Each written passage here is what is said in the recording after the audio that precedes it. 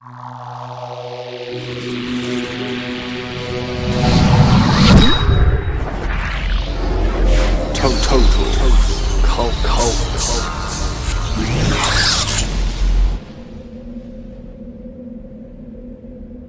Good dusk and welcome to the tickly delights of TotalCults.com. I'm James Trick. I'm Dr. Gogol. And today we're talking about... So, favourite robots? Oh, I was always very fond of Vincent in the Black... Well, no, Vincent in the Black Hole's a bit crap, really. I like old Bob, who's the old battered-up version of Vincent in the Black Hole. And Maximilian, who's the baddie robot. Big red baddie robot. It might just be that it came about at the time I was very impressionable, but in terms of robots that I have affection for, Yes. The big red baddie robot, which is Maximilian, and the battered up old bastard, which is old Bob. Would you like, if you had one of them helping you around the house as part of your futuristic lifestyle? Hopefully it would be old Bob rather than the drill crazy red-eyed maniac robot. Or Hector, who I believe is the rapist robot from Saturn 3, which again I wouldn't want helping me out around the house. You wouldn't be able to turn your back? No. No. What robot particularly would you, out of the history of cinema? Well, not necessarily have helped me around the house. There's a particular robot I have affection for, primarily because he's awful. And he's a proper 50s, chunky, made out of tin, wobbly-armed, spinny radar, glass-domed head, stupid-looking robot. Right. Called Tobor. Oh, lovely. Now, he's from... Unless I miss my guess, haven't they done something clever with that name? Well, I think they may have done. Let's not give it away. Let's see if people out there... People can work it out. From a failed 50s TV series called Here Comes Tobor. Right. Now, firstly, I love the title because either I imagine an exclamation of, oh my God, here comes Tobor, and then he turns up and there's just a collective sigh of disappointment when they see him. Or it's kind of, oh God, here comes Tobor. He's going to start going on about his... and that therefore leads me to think of Tobor in fairly domestic situations where he's not welcome. In a pub, you know, when you sit in a bus, Tobor gets on, pays his ticket, the bus driver goes off a bit early, stumbles, sits next to you and you think, oh God, I tried to put my bag there, I tried to look as unappealing, he sits next to you and just bleeps in your ear. Yeah. But what's great about the series, and this will take a bit of explaining, but it's worth it. Okay, well, Tobor is a remote-controlled robot who developed by a scientist, right? Whose grandson can psychically control Tobor. But at the same time, Tobor is also self-aware, so they never explain how that relationship works. But there is a psychic connection between the two. Which one has the higher priority? If Tobor wants to eat a biscuit, and the boy doesn't want Tobor to eat a biscuit because it will all mank him up, which one gets final say? When you first introduced, they're playing frisbee. Now, which means that... Oh no, what a headfuck. Well, because if the boy is controlling him, the boy... has to throw and catch. But at the same time, he can always... I mean, I've never worked out how you win at frisbee. I believe there are frisbee championships. But he could win, theoretically. He could make Tobor drop it all the time. It's not really a game. But bear in mind that the boy is quite small. Right. How small are we talking? What?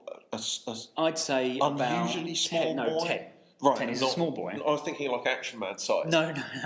And Tobor is obviously an actor in a massive tin suit. Right. That goes on for considerable feet above the actor's head. I mean, he's obviously looking through holes in the chest. Right. So it's huge, and they're playing frisbee. Tobor has been developed to go on secret missions for the government. Right. And they find a abandoned nuclear submarine in the water, and they think, we'll send Tobor to investigate. Because he can't... Because if he dies, fuck him. Yeah. However... and the way they do it is they put him in a rocket and fire him towards the submarine. This sounds to me like they're rather more enthusiastic about making sure he dies on this mission rather than just leaving it to chance. And here's the moment where the episode picks up is the son accidentally climbs into the rocket with Tobor. So they launch boy and robot. The grandfather, who bear in mind is back at mission control coordinators thing, doesn't seem to really give a shit. He's like, oh no, the boy's on. Well, we better go ahead with the mission anyway. Right. It is at this point that then reveal, once they're on the submarine, something along the lines of, we don't want the radiation to interfere with Tobor's circuitry because he could go insane and kill someone. Fantastic. Like an earlier version did. So he's set his grandson up with a potentially lethal killing machine. Right. And that his grandson plays frisbee with. And then while they're there, they go, well, the sun's there anyway, might as well. And they coordinate with the sun to investigate the potentially lethal doses of radiation on a submarine. So for me, it's more of a study of neglect. Yes. I think we should just clear up that we're not intending to cover all of the robots. Not in that much detail. No. Because there have been more than 5. Yeah. Talk about Ed 209, who's great. He is also a robot. Not sure you want him helping out around the house. Not with You could potentially replace the bullets in the guns with cleaning fluid. Yeah. Or bubbles. Or pancake batter. And he could blast it into the pans, and you'd get But even so, that countdown, regardless of the chore, would be menacing. Please put down the pancake pan. You have 20 seconds to comply. Use a coaster. But if you filled up, presumably those huge gun turrets, you could fill with a variety of things. So he could emit pancake batter or plugs for like bath plugs. I don't mean so he could fire whatever was missing in your house. At a party, confetti. Cat food, little cat food things go stand over the bowls. Having said that, just Ed and I just dribbling cat food out of his nozzles be. Can you think of a better image? I mean, it would be a talking point. It would. What's with the shitting robot? Exactly. It would look a bit. Yeah. And the other thing as well. And cat food actually doesn't need to be delivered at quite the velocity that I imagine. It would probably just scare the cats. Yeah. And I also imagine. I mean, Ed 209 is quite stompy. So if you're in bed and he's kind of cleaning up, doing the washing up for you, keeping an eye on the flat, it'd just be this constant racket and he'd knock things over. You'd have to have a pretty big house. He could be quite nimble. I mean, But he wouldn't fit through door. You'd have to have one in each room.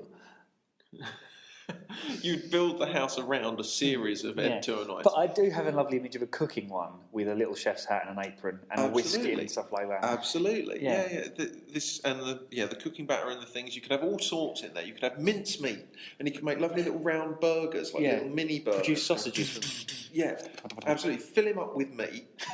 He's an Ed, he's an Ed 209 full of meat and batter that he can just deposit at high velocity into sizzling hot pans. And you could have an Ed 209 in the bedroom for your disgusting robotic. Think of the appliances. You have 15 seconds to attack.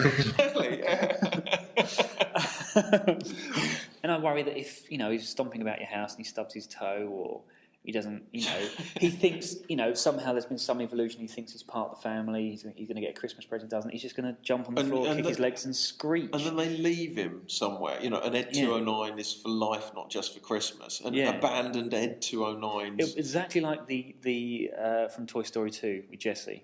That's that lovely song, but with Ed 209. Yeah. Just left on the side of the road. How they got him there, I don't know. It's quite a big car. They had to knock half the fucking house down to get him out. Yeah. We talked about Tobor, Ed 209. We've touched on the ones from the Black Hole. I'd quite like to cover Johnny Five in Petrol and Set Light to Him.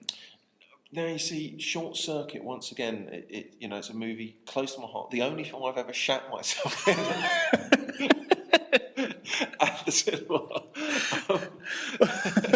12 years old, shat myself watching Short Circuit at the cinema. Was this as a result of anything that Short Circuit was doing? Was it very funny? Was it terrifying? I'd seen it before. Right. I was enjoying it, and presumably I'd relaxed as a result of enjoying it. Too much? It's too much, yeah. It's quite nice that a film could make you relax that much. It was, yeah. Have you watched it since? No. It's probably wise. Maybe, and I can sort of remember the point it was as well. And I sort of fear, I think, even now, 20 whatever years later, if I sat down to watch Short Circuit at the moment, it was at the point he got shot by the helicopter. At the end, where he's running away. And they shot him, and I shat myself. God. The first one had Ali Sheedy in it as well, didn't it? I believe so. Isn't there some, or am I getting it? Is there some weird tension between her and the robot anyway? Is there not a bit where she's in a bar? Yeah, I think so. And it starts to masturbate. Yeah. I shat myself.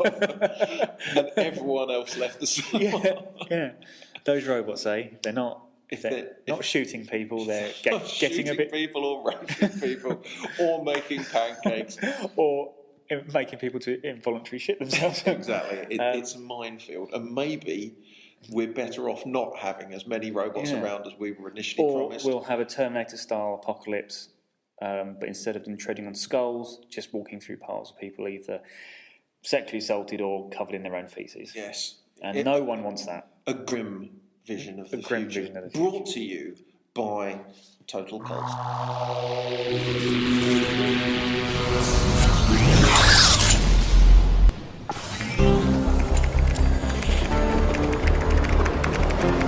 Oh, hello. In today's episode, we've learnt a lot of important lessons. Like, smoking may seem cool, but it hurts you and those around you. When the radioactive core that powers my mechanical limbs leaks and kicks out a guff, motherfuckers drop like rocks. Actually, it's pretty cool. But the most important lesson is to like our video, subscribe to our channel, and leave your thoughts in the comments sections below. And if you'd like more of us, visit our website totalcults.com, where you can access a backlog of written articles and reviews, as well as purchasing our book, How to Love Movies You Probably Shouldn't, which is also available from all major online retailers in both ebook and physical form. Have a good dusk, everyone.